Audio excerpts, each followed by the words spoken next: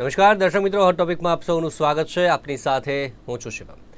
દર્શક મિત્રો, હોટ ટોપિકમાં આજે આપણે વાત કરીશું ભારતના બંધારણની, કારણ કે 75 વર્ષ થયા છે અને આ એક વર્ષ કે જેની ઉજવણી થવાની છે. ખાસ કરીને આજે વાત કરીએ તો ઉજવી રહ્યો છે આપણો દેશ 75મી વર્ષગાંઠ, અને તેમાં જ વાત કરીએ તો એક અભિયાન થવાનું છે સમગ્ર વર્ષ દરમિયાન કે આપણું બંધારણ આપણું સ્વાભિમાન. આ કરીને અનેક કાર્યક્રમો થશે સમગ્ર વર્ષ દરમિયાન, તેની ખાસ ઉજવણી પણ થવાની છે. જેથી વાત કરીએ બંધારણ દિવસની, આપણે વાત કરીએ 26 નવેમ્બર કે જ્યારે બંધારણ દિવસ તરીકે ઉજવવામાં આવે છે. 1950ની આપણે વાત કરીએ તો ત્યારે આવ્યું હતું, અને ત્યારથી લઈને અત્યાર સુધી 75 વર્ષનું લાંબુ આયુષ્ય ધરાવતું આપણું આ લેખિત, સૌથી મોટું લેખિત બંધારણ અત્યાર સુધીનું આપણે વાત કરીએ તો તે છે. અને ખાસ કરીને વાત કરીએ તો જે પ્રકારે આ બંધારણ છે તેની કઈ કઈ વિશેષતાઓ છે, કઈ રીતે ખાસ છે આપણું આ બંધારણ, તે તમામ બાબત પર આપણે ખાસ આજે ચર્ચા કરવાની છે. આપણી સાથે બે મહાનુભાવો જોડાશે અને તેમની સાથે ભારતના બંધારણની વાત કરીશું. આપણે વાત કરીએ તો ભારતનું બંધારણ છે, તેની સાથે અન્ય દેશોના પણ બંધારણ હોય છે, પરંતુ ભારતનું બંધારણ કઈ રીતે અલગ છે, વિશ્વનું સૌથી મોટું બંધારણ છે, કઈ રીતે જે પ્રકારે બંધારણ અમલમાં આવ્યું, કઈ રીતે તેની રચના ખાસ કરીને કરવામાં આવી વખતે, તે તમામ બાબતને લઈને આપણે આજે આ કાર્યક્રમમાં ખાસ ચર્ચા કરીશું. અને આ તમામ ચર્ચા કરવા માટે મારી સાથે જોડાઈ ગયા છે બે મહાનુભાવ. મારી સાથે કપિલભાઈ શાહ મારી સાથે છે, બંધારણ વિશેષજ્ઞ. તેમની સાથે મારી સાથે છે ડૉક્ટર આર શુક્લા, સિનિયર ધારાશાસ્ત્રી. બંનેનું સ્વાગત છે નિર્માણ ન્યૂઝમાં. સૌથી પહેલાં કપિલભાઈ અને રાજેન્દ્ર શુક્લા, બંને પાસેથી આજનો આ ખાસ દિવસ છે ભારતનો, આપણે વાત કરીએ સૌથી મોટો ધર્મગ્રંથ પણ આપણે માની શકીએ ભારતનું આપણું આ બંધારણ, તેને લઈને આપણી પ્રતિક્રિયા શું છે? આજે બંધારણ દિવસની ઉજવણી સમગ્ર દેશમાં થઈ રહી છે, ત્યારે આજના દિવસને લઈને ખાસ આપની પ્રતિક્રિયા, પ્રથમ પ્રતિક્રિયા બંધારણને લઈને આપણા કપિલભાઈ, આપનાથી શરૂઆત કરીએ ટૂંકમાં. જી નમસ્તે. નિર્માણ ન્યૂઝને પહેલા તો ખૂબ ખૂબ અભિનંદન કે આ વિશેષ દિનને તમે આટલો મહત્વ આપીને એના પર સ્પેશિયલ ડિબેટ કરાવી. તો આજે આપણે જોયું કે સંસદના સેન્ટ્રલ હોલની અંદર રાષ્ટ્રપતિ દ્વારા બે મહત્વના કાર્યો કરવામાં આવ્યા. કારણ કે આજે 26મી નવેમ્બરે 1949ના દિવસે આપણું બંધારણ સ્વીકારવામાં આવ્યું હતું. લોકોને કન્ફ્યુઝન પણ છે કે બંધારણનો અમલ તો 26મી જાન્યુઆરીએ થયો હતો. એ બરાબર છે, 26મી જાન્યુઆરી 1950ના દિવસે એ બંધારણનો અમલ થયો હતો, પરંતુ સ્વીકાર્યું, adopt, enact and give to the people of India, that was the 26 November, અને એને આપણે લો ડે તરીકે પણ ઉજવવાનું નક્કી કર્યું છે. તો આજે બે મહત્વના એક પડાવ કે આપણું બંધારણ અંગ્રેજી અને હિન્દીમાં હતું, આજે સંસ્કૃત ભાષામાં અને મૈથિલી ભાષામાં ભારતનું બંધારણ સૌ પ્રથમવાર ટ્રાન્સલેટ કરી અને એનું પણ આજે માનનીય રાષ્ટ્રપતિ દ્વારા લોકાર્પણ કરવામાં આવ્યું. અને 75 વર્ષ આજે પૂર્ણ થયા છે ભારતીય બંધારણને, એટલે બહુ મોટો ઐતિહાસિક દિવસ છે આજે. કારણ કે વિશ્વના ખૂબ ઓછા દેશો આટલા લાંબા સમય સુધી એક જ બંધારણના તાતણે બંધાઈ રહ્યા છે. એટલે જ કહેવાય છે કે મિટ ગયે યુનાન મિસ્ર જહાં સે, કુછ બાત એસી હૈ કે હસ્તી મિટતી નહીં હમારી. એ જે આપણી વાત છે ને આ બંધારણમાં છે, એના સ્પિરિટમાં છે, એના પ્રિએમ્બલમાં છે. એટલે આજનો દિવસ સમગ્ર દેશવાસીઓને ખૂબ ખૂબ અભિનંદન. બંધારણ નિર્માતાઓએ એવું બંધારણની રચના કરી કે સમગ્ર વિશ્વમાં એનો દાખલો બેસે અને વાઇબ્રન્ટ ડેમોક્રેસી જેને કહેવાય, એકદમ ધબકતી લોકશાહી આપણને આપી. હમણાં જ તમે જોયું કે જે રાજ્યોમાં ચૂંટણી થઈ તો ઘણા મોટા ઉલટફેર થઈ ગયા. સત્યનો વિજય, અસત્યનો પરાજય એ સ્વાભાવિક પ્રક્રિયાનો ભાગ બની ગયો છે. એ ચાહે કોઈ પણ હોય, કોઈ પણ પાર્ટી હોય, પરંતુ આજે બંધારણના કારણે લોકોની તાકાત વધી છે. અને જે આપણા બંધારણ નિર્માતાઓએ આપણા હાથમાં બંધારણ સોંપ્યું છે, લોંગ લીવ ધ કોન્સ્ટિટ્યુશન, એટલું જ હું આજના દિવસે કહીશ. Thank you. ભાઈ, આપ શું કહેશો? સૌથી પહેલા તો બંધારણ દિવસ છે આજે, ત્યારે બંધારણને લઈને આપની પ્રતિક્રિયા, ભારતના બંધારણને. એક તો વિશ્વનું સૌથી લાંબુ બંધારણ છે, પછી લેખિત બંધારણ છે. ધારો કે ઇંગ્લેન્ડનું બંધારણ છે તો ચુકાદાઓના આધીન છે, અથવા રાજાઓ મેગ્ના કાર્ટા થઈ, મેગ્ના કાર્ટા પછી સ્વાતંત્ર્ય આપ્યું. આપણે ત્યાં એવું નથી, આપણે ત્યાં એ લેખિત બંધારણ છે. ત્રીજી વાત, ફ્લેક્સિબલ છે. બીજો, માનવ અધિકારો અને મૂળભૂત અધિકારો સ્પષ્ટપણે જાહેર કરવામાં છે. અનુચ્છેદ 14 થી અનુચ્છેદ 32 કયા કયા મૂળભૂત અધિકારો છે, એનું વાયોલેશન થાય તો શું કરવું, એની રેમેડી આપવામાં આવેલી છે. એટલે બંધારણની અંદર એ પૂર્ણતા છે કે તમને બંધારણ પણ આપ્યું અને ઉપચારો પણ આપ્યા. બીજું, વિકસિત બંધારણ છે. તમને નવાઈ લાગશે, અત્યારે થોડી વાત કરું તો એક ચુકાદો આવ્યો ઉન્ની ક્રિશ્ચન વર્સિસ ભારત સરકારનો. એમાં એવું કહ્યું કે શિક્ષણ એ મૂળભૂત અધિકાર છે અને બધાને સાર્વત્રિક અને મફત પડવું છે. તો પછી એના આધારે આ બંધારણ અનુચ્છેદ 21A ઉમેરાયો. આર્ટિકલ 21 જીવન જીવવાનો અધિકાર છે, તો એની અંદર આર્ટિકલ 21A ઉમેરાયો એટલે શિક્ષણને મૂળભૂત અધિકાર બનાવવામાં આવે. આ થયું જ્યુડિશિયલ એક્ટિવિઝમને કારણે. એટલે બંધારણે 3 મુખ્ય સ્તંભ આપ્યા. એની અંદર ઓફિસર્સ આપ્યા એટલે એક્ઝિક્યુટિવ્સ આપ્યા, બીજા બધા જે ચૂંટાઈને આવે છે તે બધાને મુખ્ય, અને જ્યુડિશિયરી. બધા ત્રણેય ઇન્ડિપેન્ડન્ટ છે, પણ છતાં પણ બધા આગળ વધીને સંયુક્ત રીતે નાગરિકોનું કલ્યાણ થાય એ રીતે એમણે વસ્તુ મૂકી. મારા ખ્યાલ મુદ્દો એટલે કહેવાની વસ્તુ એ છે. બીજું દરેકની મર્યાદા પણ આપી. ધારો કે અનુચ્છેદ 52 છે કે ભાઈ એકબીજા સાથે ઇન્ટરમિંગલ ના થવું જોઈએ. એટલે ધારો કે ચીફ જસ્ટિસ સાહેબ હતા આપણા ભારતના, એમને ત્યાં વડાપ્રધાન ગયા તો એ ખોટું છે બંધારણમાં પહેલા લખેલું છે, આપણે એનો ભંગ કરે જુદી વાત છે અને એ વસ્તુ થઈ. પણ બેઝિકલી બંધારણ તો ચોખ્ખું કહે છે કે આમ કરવું આમ ના કરવું. એટલે એ રીતે બંધારણ બધા આપણે આટલું સારું બંધારણ મેળવવા માટે નસીબદાર અને ખરેખર ભારતના નાગરિકો માટે ઉત્તમ ગ્રંથ જ છે. મારા મિત્રએ કહ્યું કે આ ખરેખર ધર્મ ગ્રંથ જેવો ગ્રંથ છે. અને મુખ્ય પ્રોબ્લેમ શું છે કે લોકોને જાણકારી અને જ્ઞાન નથી, માહિતીનો અભાવ છે. ભારતના બધા નાગરિકોના ઘરમાં સાદી ચોપડી હોવી જોઈએ કે આ બંધારણ છે. હું તો સરકારને વિનંતી કરું કે એવો ખર્ચો પાડો અને એમાંથી દરેક નાગરિક છે મરાઠી ભાષામાં, ગુજરાતી ભાષામાં, હિન્દી ભાષામાં, તમિલ ભાષામાં જે હોય એમાં એ લોકોને ખબર પડી જાય. જે ભણેલા તો વાંચી શકે બંધારણ છે. એટલે ખરેખર બંધારણનું સાચું એન્ફોર્સમેન્ટ થાય, નાગરિકો સમજે માટે આ પ્રક્રિયા કરવાની હું વિનંતી કરું. કહી છે. આ સિવાય ભારતના બંધારણની વાત કરીએ, ઘણી રસપ્રદ બાબતો છે. સૌથી લાંબુ લેખિત બંધારણ છે. એટલે દર્શક મિત્રો, એ જ્યારે બંધારણ ઘડવામાં આવ્યું ત્યારબાદ અમુક ઘણા બધા લોકો એવા હતા કે જેને કહ્યું કે ખૂબ જ લાંબુ બંધારણ છે, લોકો માટે કંઈ નથી. એમાંના પણ એક હતા સાયબર જેનિંગ્સ કરીને. આઈ થિંક કપિલભાઈ આપ આના પર વધારે પ્રકાશ પાડી શકશો, જેમણે નકાર્યું હતું કે આ આટલું મોટું બંધારણ નહીં ચાલે. પરંતુ તેમને જ શ્રીલંકાનું પણ બંધારણ કદાચ ઘડ્યું અને માત્ર 14 વર્ષ જ ચાલ્યું, ત્યારબાદ બંધારણ બદલાઈ ગયું હતું. અને આપણું બંધારણ 75 વર્ષ લાંબુ આયુષ્ય ચાલ્યું છે. ઘણા બધા એવા દેશો છે કે જ્યાં એમનું બંધારણ 1 વર્ષ પણ નથી ચાલ્યું, પ્રથમ વર્ષગાંઠ પણ નથી ઉજવી શક્યું. જેમ કે ફ્રાન્સનું બંધારણ અત્યાર સુધી 1800થી લઈને 14 વખત એમનું બંધારણ બદલાયું છે. ત્યારે અન્ય દેશોની સરખામણીમાં કઈ રીતે અલગ છે ભારતનું? જે આપે કીધું કે ફ્રાન્સનું બંધારણ, એને બનાના રિપબ્લિક કહેવાય. એને લીગલ ટર્મ છે એની બનાના રિપબ્લિક. એટલે જે ફ્રીક્વન્ટલી પોતાનું બંધારણ બદલતા રહે એને બનાના રિપબ્લિક કહેવાય. યુપીએસસી ના વિદ્યાર્થીઓ, જીપીએસસી ના વિદ્યાર્થીઓ માટે આ મહત્વનું હશે. જે પોતાનું બંધારણ વારંવાર બદલે એને બનાના રિપબ્લિક કહેવાય. We are in the first Republic, કારણ કે હજુ સુધી આપણે બંધારણ બદલવું પડ્યું નથી. પણ શુક્લા સાહેબે કીધું આપણું બંધારણ લચીલું છે, ફ્લેક્સિબલ છે, એટલે we are open to the amendment. એટલે આર્ટિકલ 368 હેઠળ આપણે આમાં બંધારણીય સુધારા કરી શકીએ છીએ. એટલે જે પણ એક્સપર્ટ છે જે કઈ વાત કરી આખા વર્લ્ડમાં, એ બધી વાતો આજે એનો ફૂલ સ્ટોપ આવી ગયો, કારણ કે આપણે 75મી વર્ષગાંઠ ઉજવી રહ્યા છીએ. બંધારણની અંદર ચેન્જીસ એલાઉડ છે. અને ઇન્દિરા ગાંધીએ જયારે કીધું હતું 368માં અમેન્ડ કર્યો હતો કે સુપ્રીમ કોર્ટ એના પર કોઈ જ ટિપ્પણી નહીં કરી શકે, because 360 is a plenary power given to the parliament. તો the supreme court of India has given the verdict કે the constitution rights of the supreme court is that we can give a judicial review, અને on the basis of judicial review જે basic ડોક્ટ્રીન એટલે જેને કહેવાય છે basic structure of the constitution ને violet કરતો હશે એવો કોઈ પણ કાયદો, એવો કોઈ પણ સુધારો અમે રદ બાતલ કરી શકીશું. અને 368 હેઠળ ઇન્દિરા ગાંધીએ કરેલો સુધારો રદ બાતલ કર્યો હતો. અને બીજી વસ્તુ, ધાર્મિક સ્વતંત્રતા આર્ટિકલ 25 થી 28 છે. ભારતનો કોઈ પણ નાગરિક છે ને મૂળભૂત અધિકાર છે, શુક્લા સાહેબે કીધું. તો એ કોઈ પણ પૂજામાં સામેલ થઈ શકે, એમાં કોઈ વાંધો નથી. એ વ્યક્તિ તરીકે કોઈ પણ જગ્યાએ, એટલે કોઈના ઘરે જવું, કે જે એક મુદ્દો હમણાં છેડ્યો હતો કે ચીફ જસ્ટિસ સાહેબ ગણપતિ પૂજામાં ગયા, તો એમનો વ્યક્તિગત મામલો છે. ચીફ જસ્ટિસ તરીકે ગણપતિ પૂજામાં નરેન્દ્ર મોદીના ઘરે પણ જઈ શકે, મારા ઘરે પણ આવી શકે.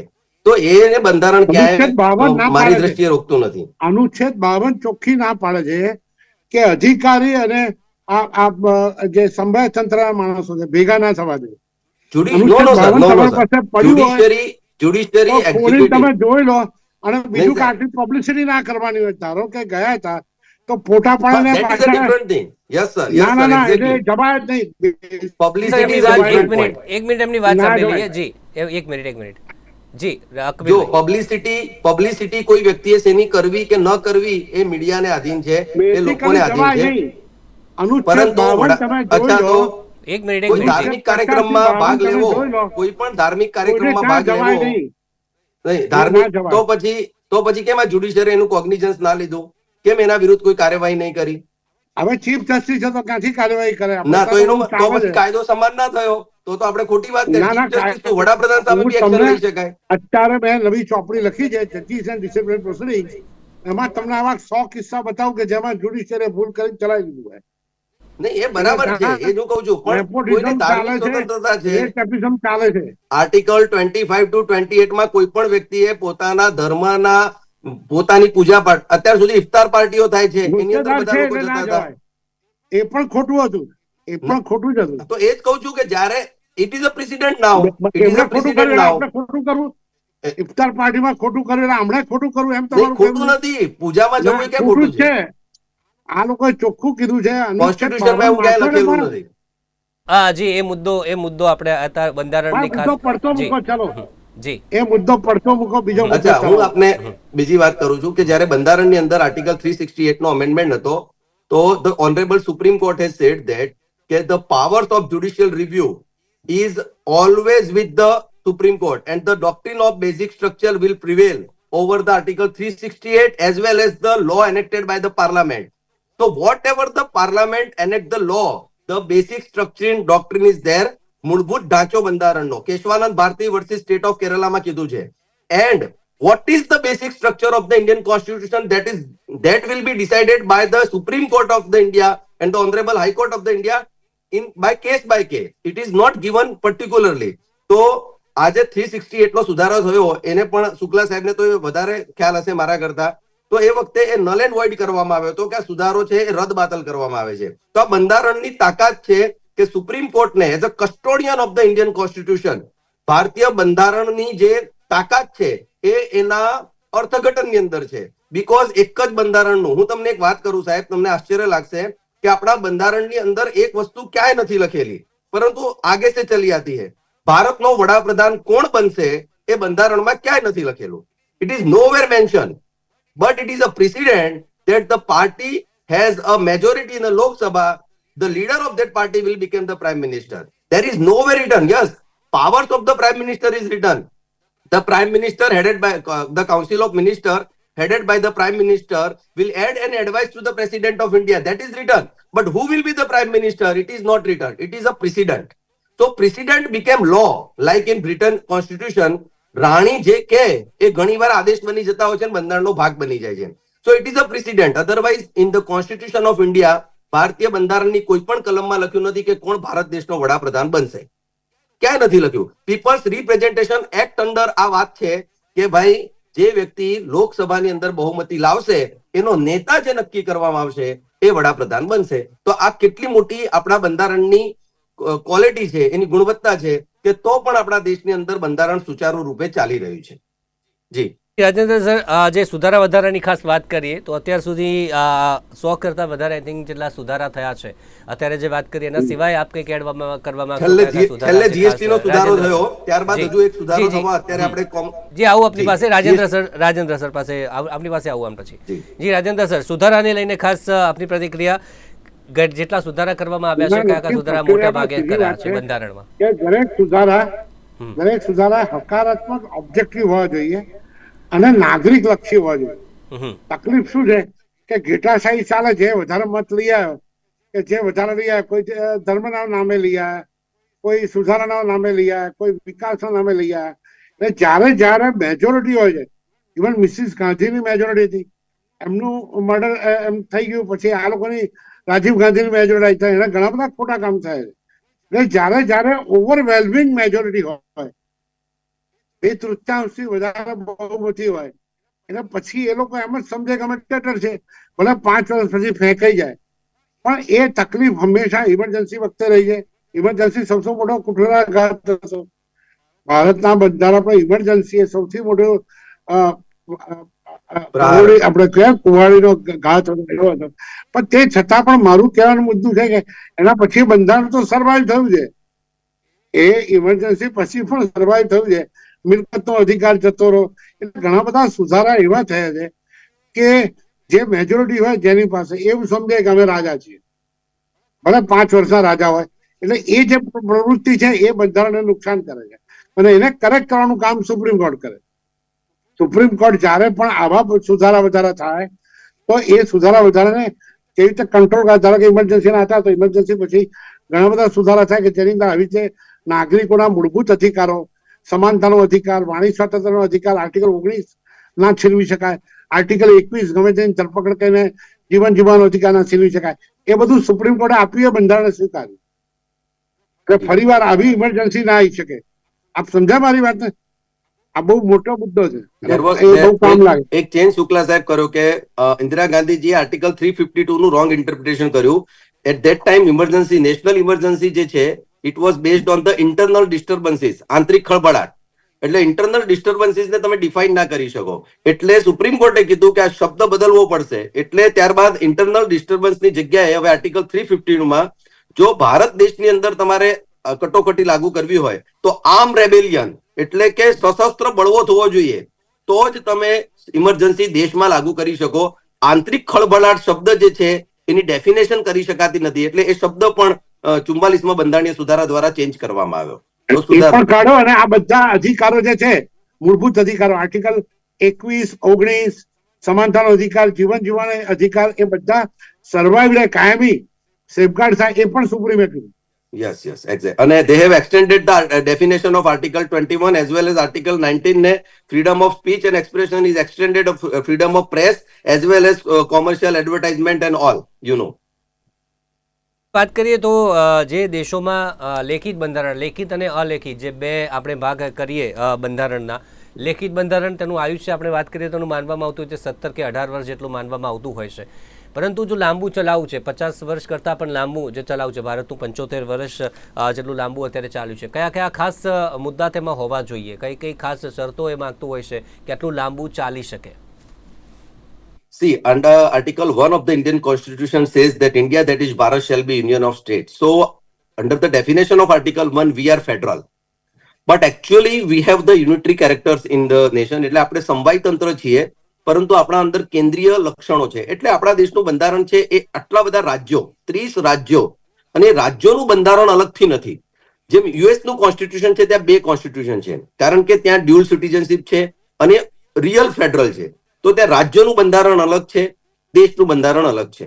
આપણા દેશમાં દેશનું બંધારણ જે છે એ જ રાજ્યો પર લાગુ થાય છે.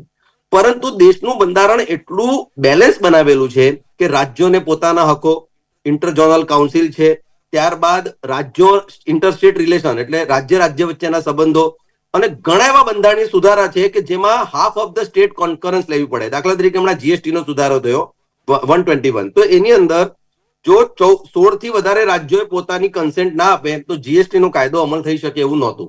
તો બંધારણની અંદર જે સુધારો કરવાની પ્રક્રિયા છે ખૂબ સારી છે.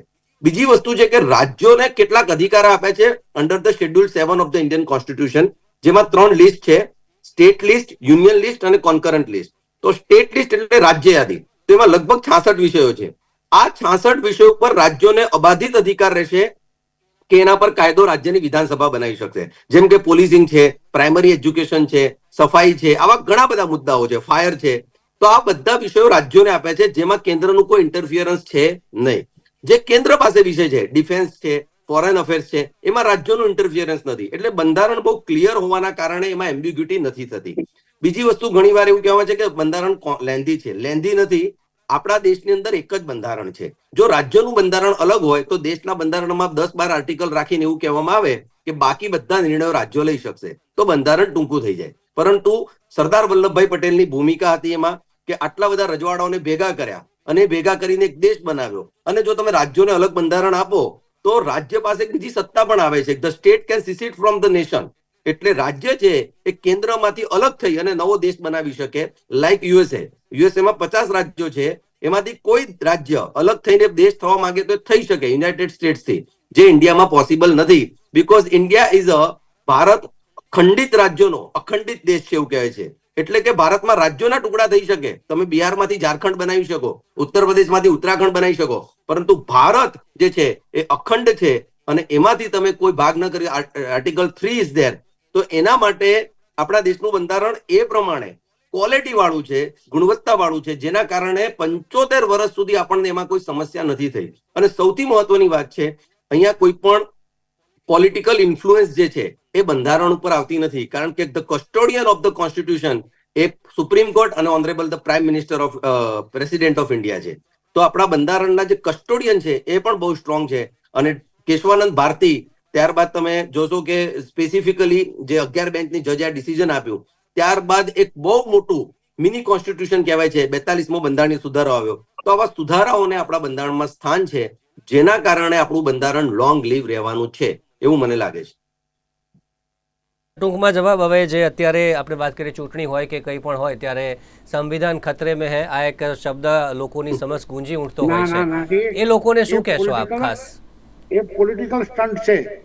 હું તો બંધારણને લગભગ 25-30 વર્ષથી બરાબર જાણું છું. મેં બંધારણ પર ગુજરાતી ભાષામાં 1 લાખથી વધારે ચોપડીઓ વેચી છે, નાનકડી 60-70 પાનાની ચોપડી, જે સામાન્ય કોલેજમાં, બીએડમાં અથવા એપીડીસી ભણનારા પોલીસ વાળાને બધાને આપી છે. એટલે હું બંધારણને બરાબર એ રીતે પચાવ્યું છે ને સમજાવ્યું છે લોકોને. બંધારણ પર લગભગ 200-300 લેક્ચર કર્યા હશે પબ્લિકલી. એટલે મને એવું લાગે છે કે આ બંધારણને કોઈ ખતરો નથી. જે લોકો રાજકારણ રમવું હોય એ ગમે ત્યારે હિન્દુત્વ ખતરામાં મૂકે, ઇસ્લામ ખતરામાં મૂકે, એવું બંધારણ ખતરામાં મૂકે. પણ જો મને એવું લાગે છે કે આમાં કોઈ જગ્યાએ બંધારણને કોઈ જોખમ નથી. બંધારણ પોતે મજબૂત છે અને પોતાનું રક્ષણ કરવા મજબૂત છે. ધર્મ રક્ષાથી રક્ષિત, એવી રીતે બંધારણ પોતે પોતાની જાતને બચાવી શકે, રક્ષી શકે એટલું મજબૂત છે. એટલે ઠીક છે, પોલિટિકલ સ્ટન્ટ માટે બધા લોકો કહેતા હોય, બાકી બંધારણને જોખમ નથી. બાબતો છે બંધારણને લઈને, અને તે અત્યારે આપણે ચર્ચા કરી. ટૂંકમાં અંતિમ પ્રતિક્રિયા બંનેની, બંધારણની કઈ કઈ વાતો છે લોકોને જો ઇઝીલી ખાસ કરીને તેમાં મેળવવી હોય કે કઈ કઈ સારી બાબતો છે મારે જાણવી છે, તો કપિલ સર શું કરે, કેવી રીતે એને ઇઝીલી જાણી શકે કોઈ પણ વ્યક્તિ? જી, એક તો સૌથી પહેલા જે સારા લર્નેડ એડવોકેટ હોય છે, બંધારણ વિશેષજ્ઞ હોય છે, તો મારે એમની, જેમ સાહેબે કીધું એ પ્રમાણે, શુક્લા સાહેબે, કે આપણા ત્યાં રામકથા થાય છે, ગાંધી કથા થાય છે, એમ ગામડે ગામડે બંધારણ કથા થવી જોઈએ. અને જો બંધારણ કથાઓ શરૂ થશે તો લોકોને પોતાના અધિકાર વિશે ખબર પડશે. અને કોઈ પોલિટિકલ સ્ટન્ટ કોઈ વ્યક્તિનો ચાલે એમ નથી આ દેશમાં. બંધારણ સર્વોપરી છે, સર્વોપરી હતું અને સર્વોપરી રહેશે. માનનીય સુપ્રીમ કોર્ટ છે, ઓનરેબલ હાઈકોર્ટ છે, they are all powerful, they are legendary, they knows the constitution very well. તો શુક્લા સાહેબ તો લીગલ ફિલ્ડના માણસ છે. તો હું ચોક્કસપણે, મેં લગભગ અત્યાર સુધી 10,000 ઉપર વિદ્યાર્થીઓને ભણાવ્યા છે, તો મને પણ ખબર છે. તો આટલી ટૂંકમાં એટલું જ કહીશ કે આ દેશની અંદર બંધારણ કથાનો ટ્રેન્ડ શરૂ થવો જોઈએ. અને જો પહેલી બંધારણ કથા કરવાની થશે તો નિર્માણ ન્યૂઝ તરફથી હું કરીશ. બીએડની કોલેજોમાં વિદ્યાર્થીઓ માટે બધી જગ્યાએ અમે કરીએ, પોલીસ કરાઈ એકેડેમીમાં, તો અમે એને સેમિનાર કહીએ છીએ. આપણે સારું નામ આપ્યું કે બંધારણ કથા. પણ મારી એક રિક્વેસ્ટ એવી છે કે બધા જુદા જુદા રાજ્યોની ભાષામાં, એટલે કન્નડ ભાષા, તેલુગુ, બંગાળી, બધામાં મૂળભૂત અધિકારો અને બંધારણીય ઉપચારો અને તે ઉપરાંતનું માળખું, આ બધી વાતોની પુસ્તિકાઓ દરેક રાજ્યની સરકારે છપાઈને વેચવી જોઈએ. સાચી વાત છે. અને લોકોને બંધારણને લઈને કેમ શિક્ષણમાંથી બંધારણ જતું રહ્યું છે. અમે નાના હતા તો 7-8માં એજ્યુકેશનમાં એડ થવું જોઈએ. એજ્યુકેશનમાં પણ મહત્વનું છે. 10, 11, 12માં એડ થવું જોઈએ.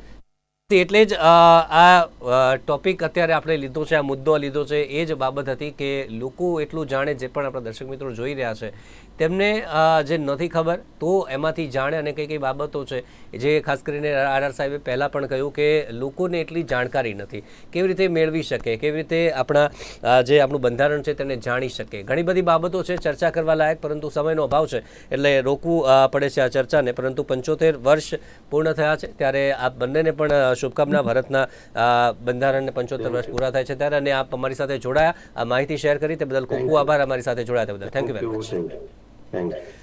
તો દર્શક મિત્રો, હોટ ટોપિકમાં હાલ બસ આટલું જ. ફરી મળીશું એક નવા મુદ્દા સાથે. રજા આપશો. નમસ્કાર.